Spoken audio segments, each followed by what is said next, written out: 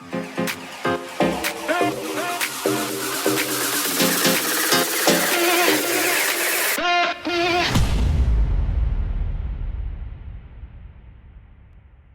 guys, what's going on? My name is Art Supplies and welcome back to another little tutorial. Today we're going to go through a few easy ways in which you can make sure your basses are sounding different or making color, aggression, some sort of textural elements, any kind of basically addition to make sure that that bass stands out above the rest and above the competition. So these are ways both from stock plugins in Ableton through to free plugins and paid plugins. So we're going to go through a couple of different ones and show you a couple of my personal favorites. Now I'm going to give a special mention straight away to the RC20 plugin, which isn't in this video, but I highly encourage you to go look at it.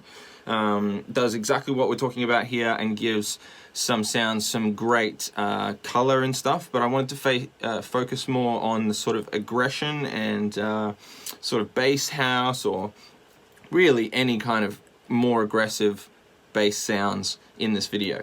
So let's jump into the box. I've got 1, 2, 3 audio tracks lined up with the exact same little bass chop that I've organized from Jonas Aiden's pack with Brooks over here. You can see the bass riot thing.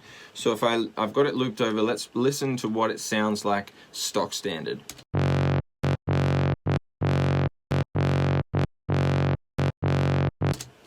So fairly dry, I'm gonna say boring, sorry Jonas, but let's make it interesting. The first couple of plugins I've got here, let's have a look at. Overdrive, this one's a simple one. If we just switch this one on, this is default as is.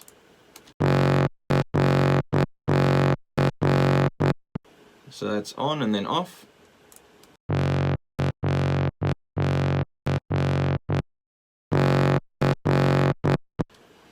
You can hear how it really brings out the top harmonics. It's an overdrive pedal, so if you've heard of a distorted guitar before, that's kind of what that is. It's stock, it's easy to use, and it adds some aggression. If you don't want to use that, there's another little trick called the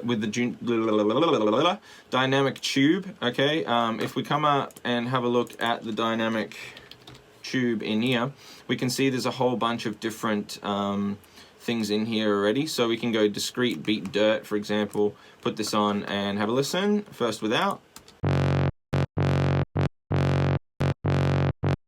Now with.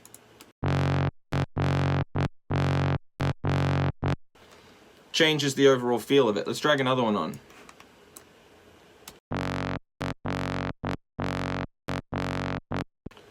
That one actually pulls a whole lot out of the sound, so that might be something that you're looking for, and you really just want to do that to the top end of one particular sound and then layer a new sub underneath. So that's something that you can try as well.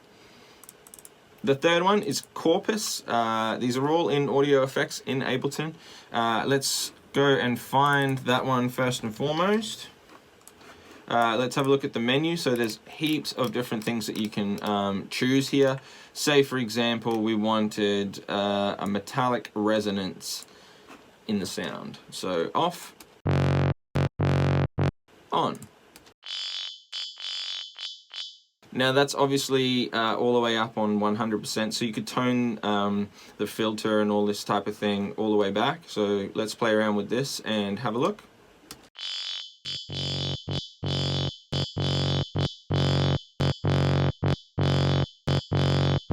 So somewhere around the lower ends you can get some sort of nice balance between having a sound that is quite beefy and then has this nice resonance or tone underneath and over the top. So if we move on to the next one, this is a free plugin. I believe you can get it on Splice, or they list it on Splice, but just type in Camel Crusher.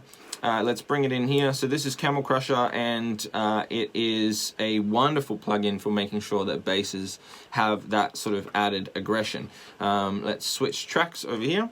And first and foremost, repeat the loop without Camel Crusher and then with. With.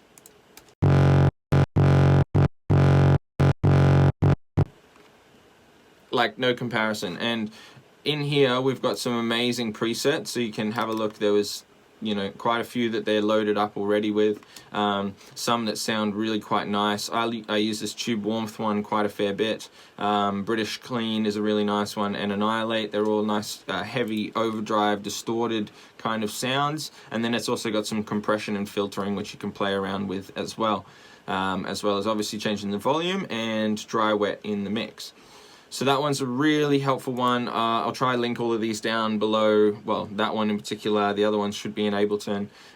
If you're an FL user or a Logic user or something like that, and you're watching this far, I'm sure there's similar plugins. I can do a Logic version or an FL version, but I don't actually have the program. So let's stick with Ableton for now, but there are definitely some similar things. You just have to look up what it is for your DAW.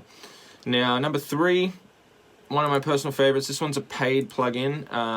This one is Trash from iZOTOPE, or this one's particularly is Trash 2. So many things you can do in here. It's essentially another saturator kind of deal, like the Camel Crusher. And you've got these lists of presets in here, which you can go and change. So depending on what you want, you may want a heavy sound, so we can go in heavy in here, play the sound over with and without it. So maybe we should go for, say, Cabinet Chunk, for instance. Turn it off first, and then on. Let's try another one, Dirty Robot.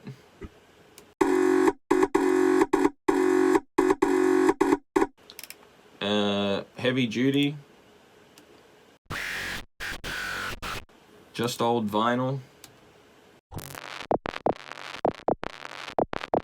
And now that completely changes the sound. So, you know, you might want to dial this back in the dry wet and just have a little bit of it.